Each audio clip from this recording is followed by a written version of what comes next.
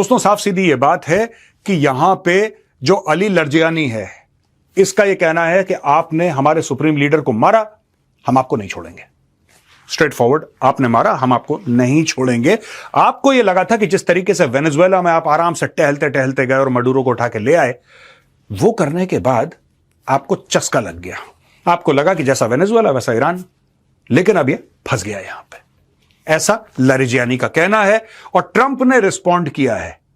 Trump ने बोला है कि US president said he could not care less and claim Larijani had already been defeated. Trump ने बोला मुझे कोई फर्क नहीं पड़ता है क्या बोल रहा है आदमी।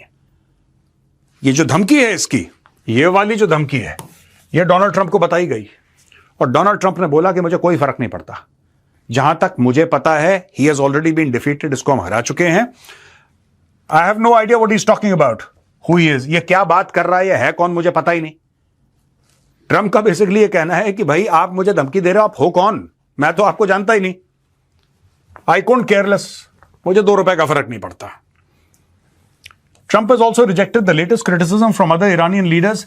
He described their remarks as weak and said that their influence in the region was fading. He also reiterated that US strikes would continue and again demanded an unconditional surrender from Iran. तो ये सारी की सारी चीजें चल रही हैं।